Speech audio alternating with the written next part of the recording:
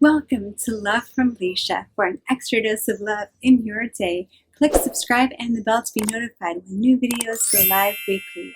Today we'll be talking about how to tap into extra patience.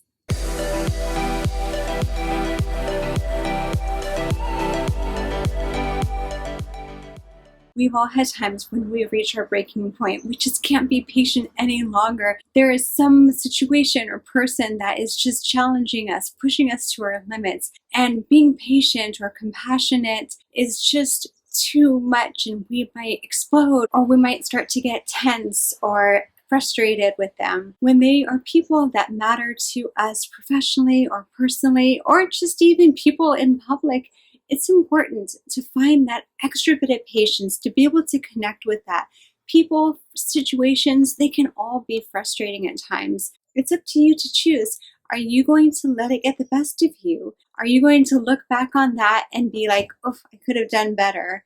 Or is it something else? Think for a minute. How is it that you want people to remember you when you have interactions with someone that's challenging? What do you want them to later say about that interaction and how you were with them?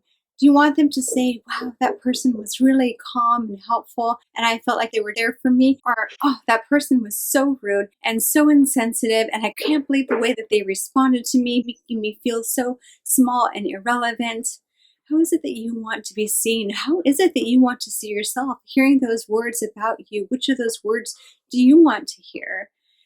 So if patience is important to you, there's one way that can really, really help. Think about when you look at pictures of yourself as a little child, or it could be another child. There's this innocence that's there. And if it doesn't work for you with a child, think about maybe your beloved animal, something that you hold really tenderly. And when you look into its eyes, it just brings out this heartfelt emotion and softness, and it takes you to a place of warmth and kindness and compassion. Think about what that is for you.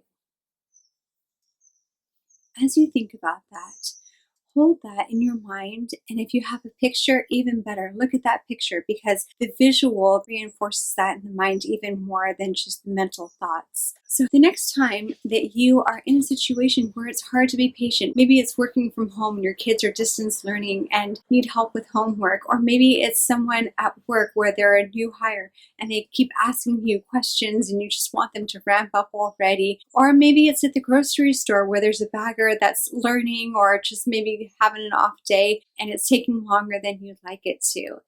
There can be an abundance of situations. Traffic is another one. So many times when you have that choice to either kind of sit in that pocket of empathy and thinking, you know what, this person's going through something, they deserve love, I deserve to give myself a break from frustration and more anxiety. Am I going to let myself get all worked up, or am I going to have that love and compassion for myself, not let myself get hijacked or triggered, and therefore show up in a way that's compassionate and kind towards this other person, not knowing their story, not knowing what's going on, but knowing that they're a person. And take that deep breath to really calm yourself, slow that breathing, and be able to be there for them, picturing them as deserving of kindness and love, looking at that mental picture, or it could be on your phone, something that brings you into that very calm, compassionate space.